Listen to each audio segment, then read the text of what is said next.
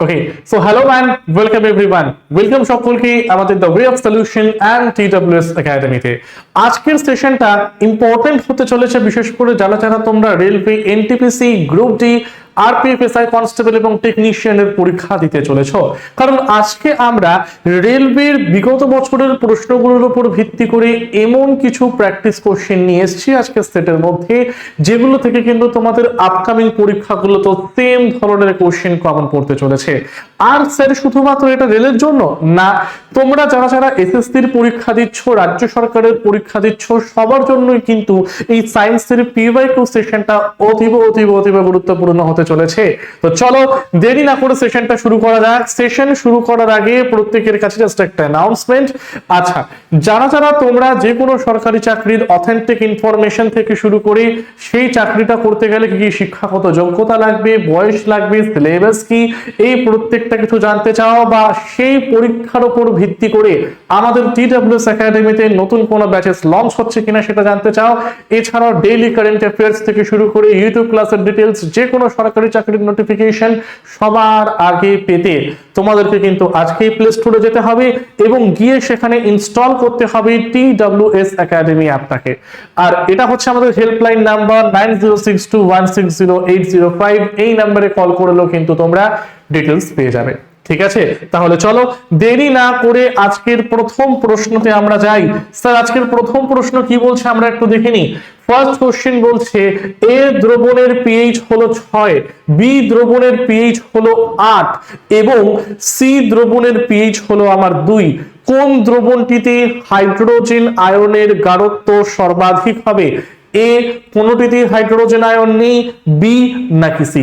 আচ্ছা, আমরা যে কোশ্চেন গুলো এখানে সলভ করতে চলেছি, তোমরা যারা পুরো সেশনটা দেখছো এবং আশা করছি পুরো সেশন পর্যন্ত যতগুলো কোশ্চেনের অ্যান্সার তোমার ঠিক হবে, সেই সংখ্যাটা কিন্তু আমাকে তোমরা কমেন্টের মধ্যে জানাতে ভুলবে না।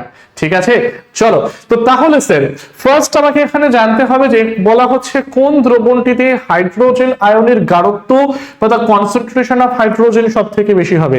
এখানে একটা পয়েন্ট মাথায় রাখবে যে পিএইচ ভ্যালু বা পিএইচ এর মান আর concentration of hydrogen concentration of hydrogen ion, এই দুটো কি হবে জানো? এই দুটো হচ্ছে গিয়ে আমাদের একে অপরের ব্যস্তানুপাতিক হয়। এই দুটো হচ্ছে গিয়ে কি হবে? এই দুটো হচ্ছে গিয়ে আমার একে অপরের ব্যস্তানুপাতিক হবে। কনসেন্ট্রেশন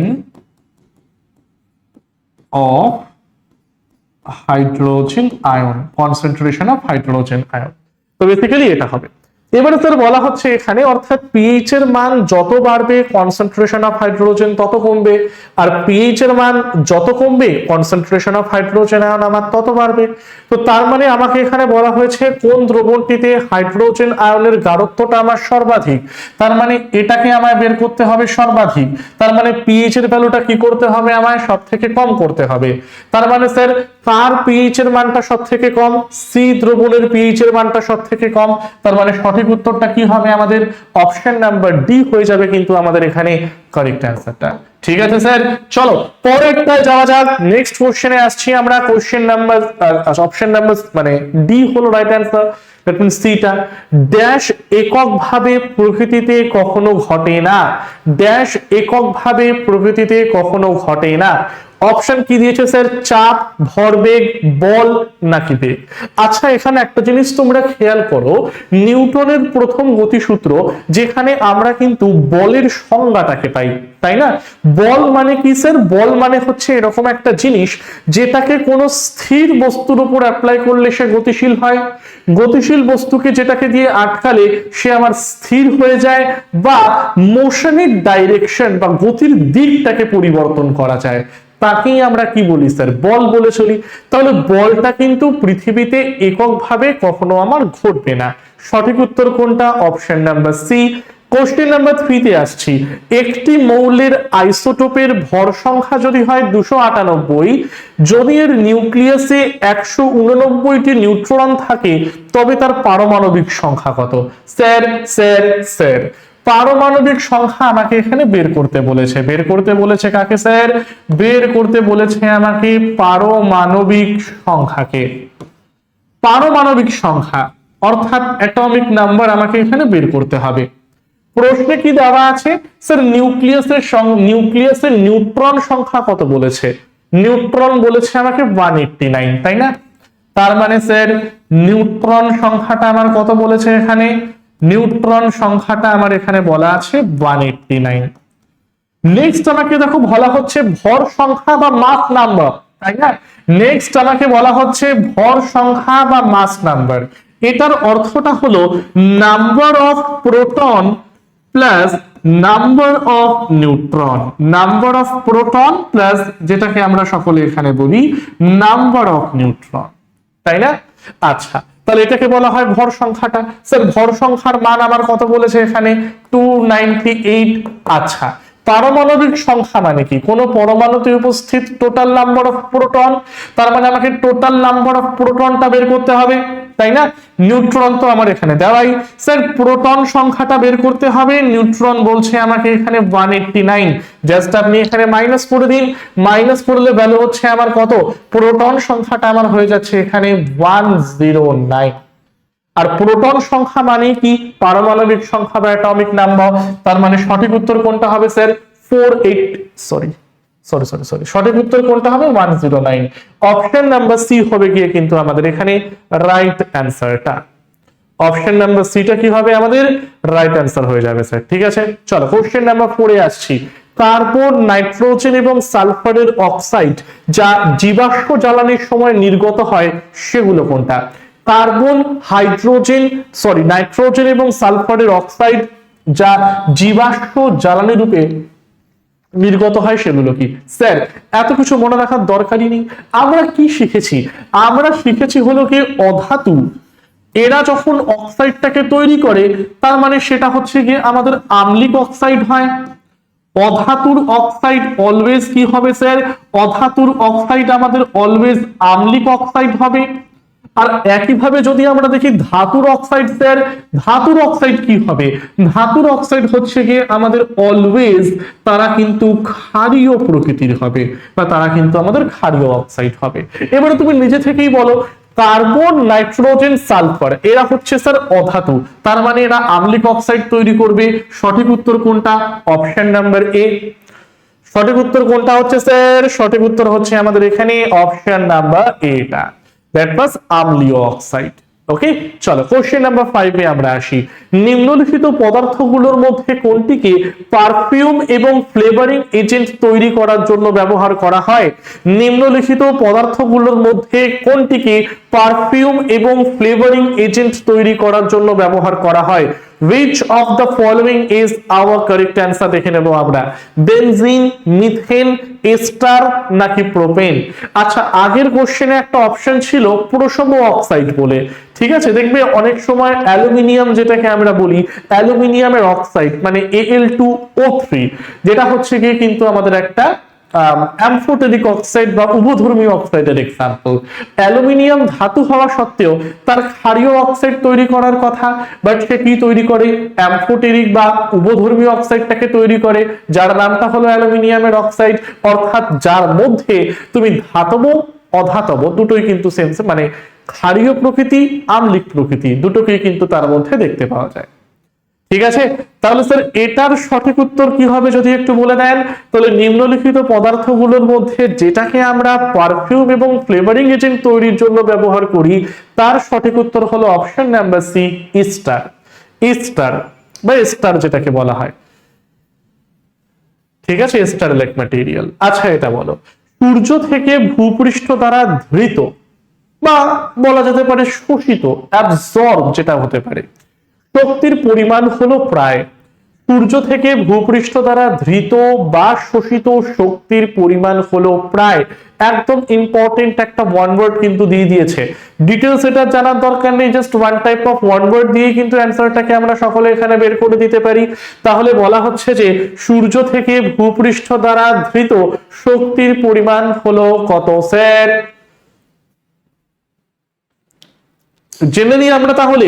তার মানে এটার সঠিক উত্তরটা হয়ে যাচ্ছে আমাদের option number B, 1.8 into 10⁻11 megawatt. এবারে বলো, অক্সিজেনের ভর এবং হাইড্রোজেনের ভরের অনুপাত সবসময় ড্যাশ হয়। অক্সিজেনের ভর এবং হাইড্রোজেনের ভরের অনুপাত সবসময় ড্যাশ হয়। বলো অনুপাতটাকে আমাকে জানাও, যে হাইড্রোজেনের অনুপাতটা কত স্যার, আর মানে হাইড্রোজেন এবং অক্সিজেনের ভরের অনুপাতটা কত হয় স্যার, সেটা আমাকে জানাও। হাইড্রোজেন এবং অক্সিজেনের ভরের অনুপাতটা কত হয় সেটা জানালেই হয়ে গেল।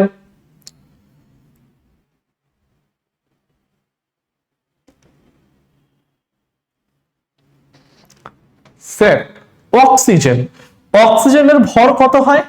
অক্সিজেনের ভর হচ্ছে কি 16 AMU। অক্সিজেনের ভর স্যার এটার মানটা কত? 16 মিউ। আর যদি আমি এখানে বসাই হাইড্রোজেনের ভর, আর যদি আমি এখানে বসাই হাইড্রোজেনের ভর, তাহলে এর মানটা কত হবে স্যার? 1। কাটাকাটি করো, ভ্যালু ইস টু কত হচ্ছে, মানে ইউনিট গুলো কেটে গেলে ভ্যালু হচ্ছে আমার 16:1। তার মানে সঠিক উত্তর হলো কি অপশন নাম্বার এ। এবারে অনেকে বলবে স্যার অপশন নাম্বার ডি কেন করলেন না 8:1? আচ্ছা 8:1 অক্সিজেন এবং হাইড্রোজেনের ভরের অনুপাত তখনই হয় যখন তোমাকে কোশ্চেনের মধ্যে জল অণুটা মানে বলে দেবে। বাট প্রশ্নে এখানে তো আমাকে জল অণু বলা নেই না, জল অণুতে কি হয়, হাইড্রোজেন দুটো হয়, তো এটা 2 মিউ হয়ে যাবে আর কি, 2 MU হয়ে যাবে। ওকে, তাই জল অণুর ক্ষেত্রে যদি বলতো তাহলে আমরা 8:1টাকে করতাম। জল যেহেতু বলনি, নরমাল বলেছে, তার মানে সঠিক উত্তরটা কি হবে? অপশন নাম্বার এ 16:1 হবে কিন্তু আমাদের রাইট অ্যান্সার। 8এরটা বলো, একটি বৈদ্যুতিক বর্তনীর চিত্রে ব্যাটারির প্রতীক হলো একটি দীর্ঘ একটি ক্ষুদ্র রেখা। দীর্ঘ রেখাটি ড্যাশের প্রান্তটিকে বোঝায়। যেরকম বেসিক্যালি যখন আমরা ফিজিক্সের ক্ষেত্রে যখন আর কি সমান্তরাল সমবায়, শ্রেণী সমবায় এগুলোকে যখন পড়তে যাই, তখন সেখানে যে বিভব পার্থক্য দেখায় যে জায়গাটায়, সেখানে এরকম একটা বড় দাগ আর ছোট দাগ থাকে না, যেটাকে দিয়ে ব্যাটারির সাইনে বোঝানো হয়। এবারে তোমাকে বলা হচ্ছে যে কোন প্রান্তটিকে বা দীর্ঘ রেখাটিকে আমার কি প্রান্ত বোঝায়, বাম, ডান, ঋণাত্মক নাকি ধনাত্মক, এটাই জানতে চেয়েছে। তার মানে স্যার এটা হচ্ছে কি পজিটিভ, বড়টা হয় পজিটিভ, ছোটটা হয় নেগেটিভ, হয়ে গেল স্যার গল্পটা। তো তার মানে স্যার এই যে বড় প্রান্ত বা ভাগটাকে আমরা দেখতে পাই, বা বড় রেখাটিকে আমরা দেখতে পাই, সেই রেখাটি সরি সরি সরি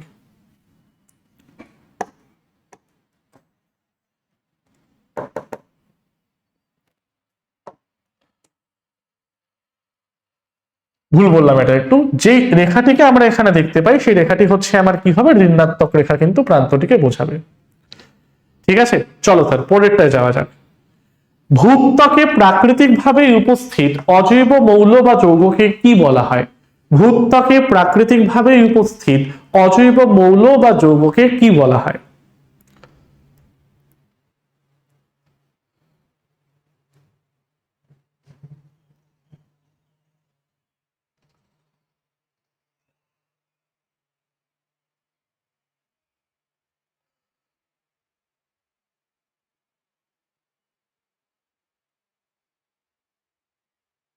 বলো এখানে।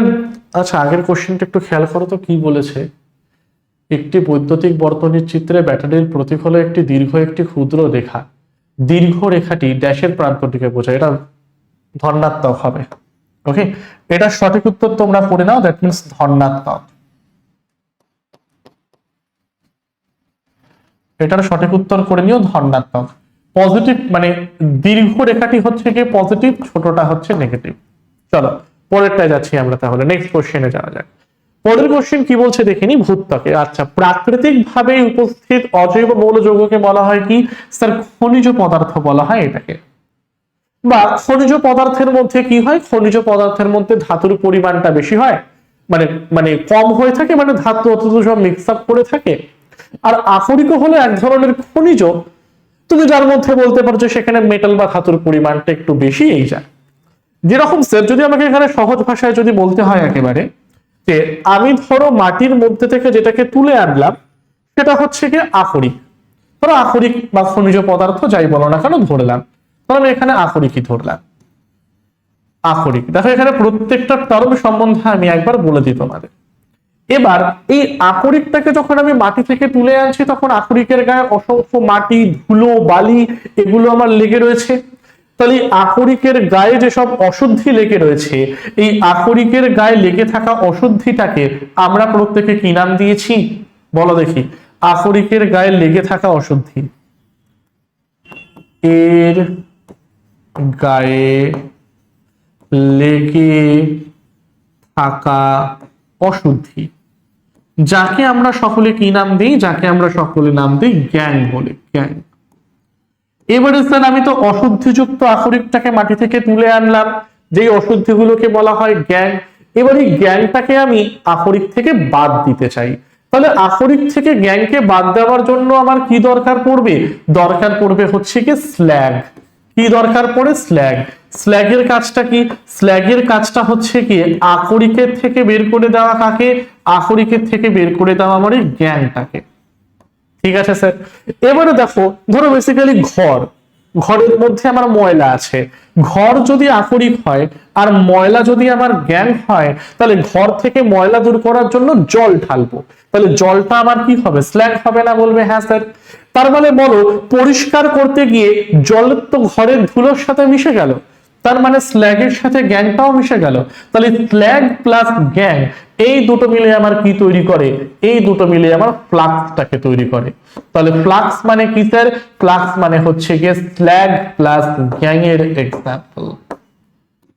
ঠিক আছে। তো এই টার্মগুলো হচ্ছে কি আমাদের ধাতুবিদ্যা বা মেটালার্জির কিছু কমন কনসেপ্ট, যেগুলো থেকে কিন্তু আমাদের পরীক্ষায় আমরা বারংবার ভিন্ন ভিন্ন ধরনের প্রশ্নগুলোকে তৈরি হতে দেখতে পাই। ওকে,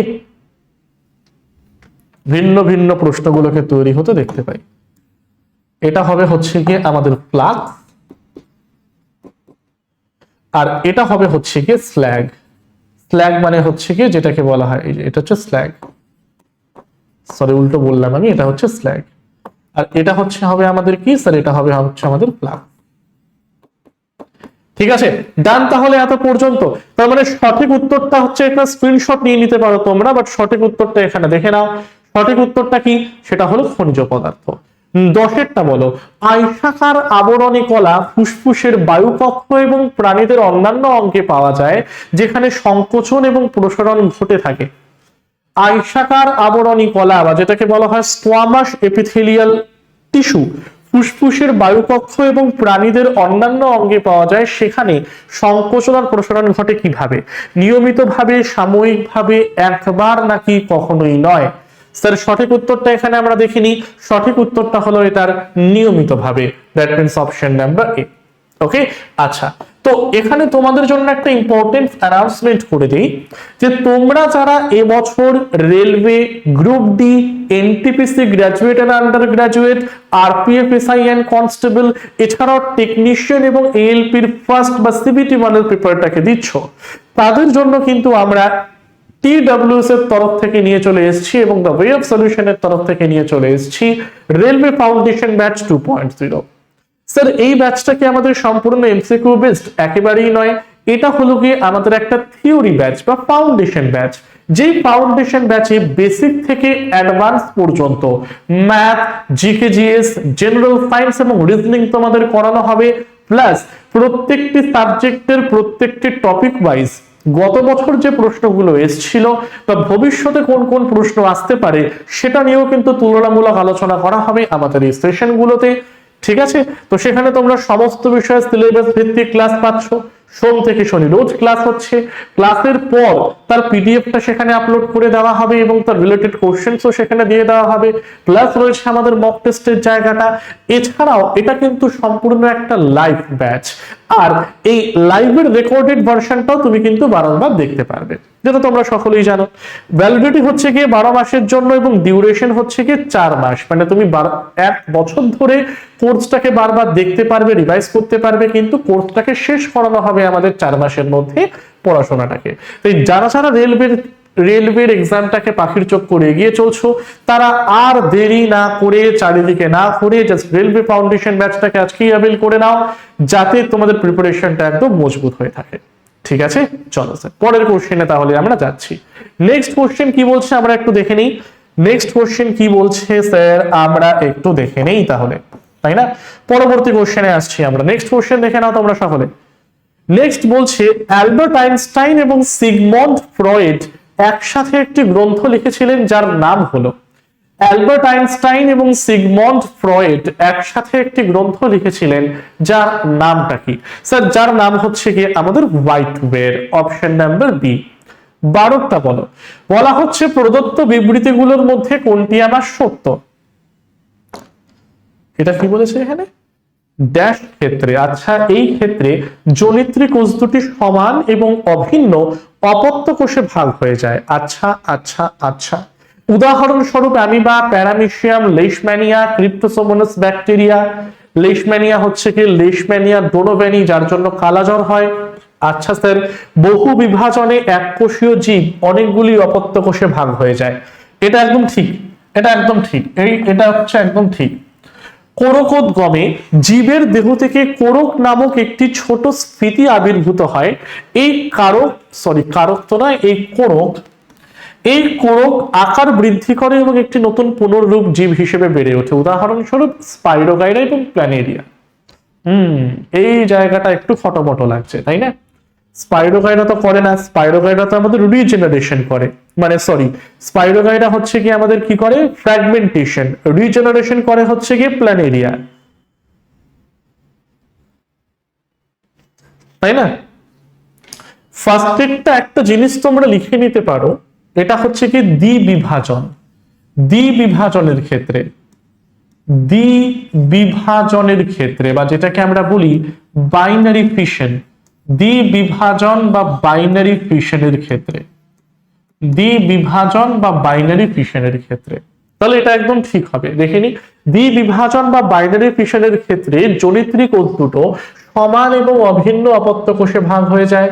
উদাহরণস্বরূপ অ্যামিবা, প্যারামিশিয়াম, লেশম্যানিয়া, ব্যাকটেরিয়া ইত্যাদি। তার মানে এটাও ঠিক। আচ্ছা, কিন্তু এখানে স্যার কোরকোদ্গম বা যেটাকে আমরা ইংলিশে বলা হয় বাডিং পদ্ধতিতে কারা বংশ বিস্তার করে? যেরকম তুমি নিয়ে নাও হাইড্রার সাথে নিয়ে নাও ইস্ট, এরা হচ্ছে কি বাডিং এর মাধ্যমে করে। কিন্তু স্পাইরোগাইডার জনন হয় আমাদের ফ্র্যাগমেন্টেশন বা বিভাজনের মাধ্যমে, ঠিক আছে? আর প্ল্যানেরিয়া হচ্ছে কি রিজেনারেশনের মাধ্যমে।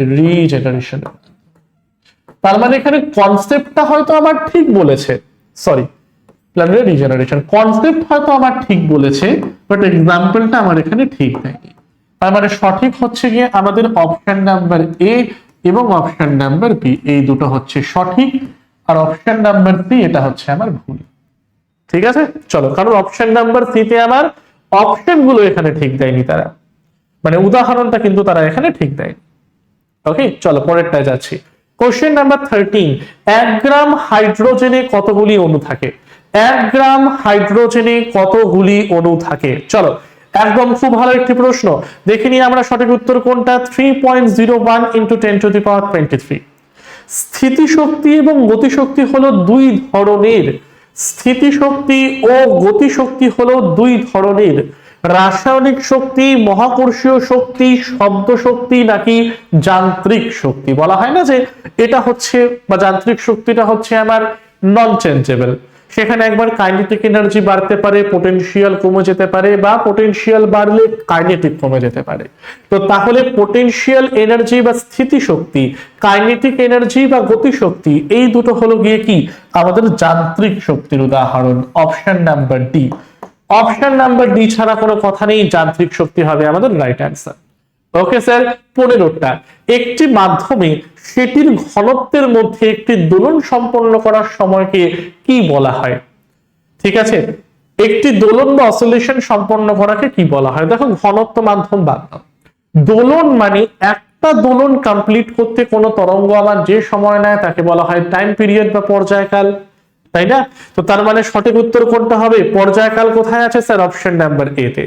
আচ্ছা, আরেকটা লেটেস্ট অ্যানাউন্সমেন্ট রয়েছে, যারা তোমরা এতদিন দেখতে আমাদের TWS একাডেমিতে স্যার পুলিশের এত ব্যাচ, বাট অনেকের কাছ থেকে আমরা ইনফরমেশন পাচ্ছি বা কমেন্ট পাচ্ছি, স্যার আমরা তো অগ্নিবীর দিতে চলেছি, বাংলায় তো আমাদের সেরকম কোনো ব্যবস্থা নেই অগ্নিবীরদের জন্য বা অগ্নিবীরদের এক্সাম ক্লিয়ার করার জন্য, যেটা হলো কমন এন্ট্রান্স টেস্ট। তো চিন্তা নেই, তাদের জন্য আমরা TWS এর তরফ থেকে নিয়ে চলে এসেছি আর্মি অগ্নিবীর ব্যাচ 2026, যেখানে তোমরা general science, general knowledge, math and reasoning এই 4টে সাবজেক্টের টপিক ভিত্তিক ক্লাসেসগুলো পাচ্ছ, এবং বিশেষ করে সেই টপিকগুলো থেকে কোন কোন ধরনের প্রশ্ন তোমার তৈরি হতে পারে তার একটা বেসিক আইডিয়া প্লাস সলভটাকে পাচ্ছ কিন্তু তোমরা এখানে। তাহলে এই ব্যাচটার ভ্যালিডিটি হচ্ছে কি 12 মাসের জন্য, এবং 2 মাসের মধ্যে কিন্তু তোমাদের ব্যাচটাকে শেষ করানো হবে, প্লাস তার সাথে তোমরা কিন্তু পেয়ে যাচ্ছ মক টেস্ট। তো যারা যারা আর্মির অগ্নিবীরের স্বপ্ন দেখছো এবং বয়স 17 থেকে 21 এর মধ্যে, তারা কিন্তু দেরি না করে চটজলদি ফর্ম ফিল আপটাকে করে ফেলো, কারণ এবছর অগ্নিবীরের ফর্ম ফিল আপ হচ্ছে আমাদের 1 এপ্রিল পর্যন্ত 2026-এ। তো দেরি না করে ফর্ম ফিল আপ করো, আর আজকেই TWS এর ব্যাচটাকে পারচেজ করে নিজের একটা স্থান কিন্তু পাকা করে নাও আর্মি অগ্নিবীরদের মধ্যে। ঠিক আছে, চলো স্যার পরেরটা বলছি। তনুভবন ঘটে যখন বায়ুর চাপ। তনুভবন মানে হচ্ছে কি রেয়ার ফ্র্যাকশন। ঠিক আছে, রেয়ার ফ্র্যাকশন মানে হচ্ছে কি যখন তরঙ্গটা একে অপরের থেকে দূরে সরে অবস্থান করছে বেসিক্যালি। ঠিক আছে, তার মানে রেয়ার ফ্র্যাকশন কখন ঘটে? যখন আমার বায়ুর চাপটা কম হয় স্যার, কম হয়। Option number D. 17, যোনির মাধ্যমে রক্তপাতের দ্বারা ঋতুস্রাব পর্যবেক্ষিত হয়, যা ঘটে এই কারণেটা কি? জরায়ুর আস্তরণ ছিঁড়ে যাওয়া। ওকে স্যার, একদম ঠিক।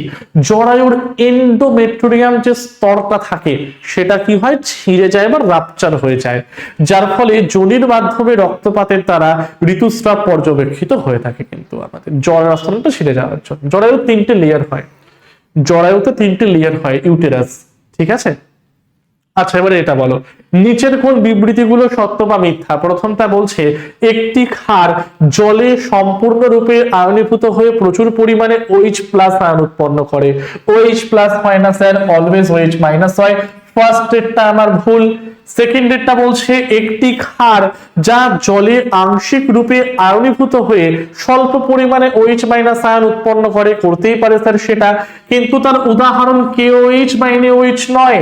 KOH বা পটাশিয়াম হাইড্রোক্সাইডটা হলো গিয়ে সেই ক্ষারটা যেটা জলীয় দ্রবণে সম্পূর্ণরূপে আয়নিত হয় এবং OH মাইনাস আয়নটাকে তৈরি করে। তাই আংশিকের উদাহরণ KOH নয়, এটাও আমার ভুল। তার মানে সঠিক উত্তর এ এবং 1 এবং 2 উভয়ই মিথ্যা, অর্থাৎ অপশন নাম্বার এ। অপশন নাম্বার এটা কি হবে স্যার? আমাদের রাইট অ্যান্সার কিন্তু হয়ে যাবে অপশন নাম্বার এটা। চলো 19এরটা বলো, ক্ষারের ধর্মের পরিপ্রেক্ষিতে নিম্নলিখিত বিবৃতিগুলোর মধ্যে কোনটি আমার ত্রুটিপূর্ণ? ক্ষারের স্বাদ তেতো, একদম ঠিক স্যার। ক্ষার তেতো হয় না, ক্ষার তো তেতো হয় না, কষাটে মতন হয়। ওকে, ক্ষার নীল লিটমাস লাল করে দেয়, একদমই নয়। নীল লিটমাস লাল করে হচ্ছে গিয়ে অ্যাসিড। পরের গুলো কি আর পড়ার দরকার আছে স্যার? না। তার মানে সঠিক উত্তরটা কি হবে? Option number B. ক্ষার লাল লিটমাসকে নীল করে, কিন্তু নীল লিটমাসকে লাল করবে আমার কি? অ্যাসিডটা স্যার। ওকে, চলো পরেরটায় আসছি আমরা। বলা হচ্ছে প্রথম পর্যায়ের উভয় মৌলেরই যোজক ইলেকট্রন ড্যাশ কক্ষে বিদ্যমান। যোজক ইলেকট্রন ড্যাশ কক্ষে বিদ্যমান। যোজক ইলেকট্রন মানে হচ্ছে কি ভ্যালেন্স ইলেকট্রন।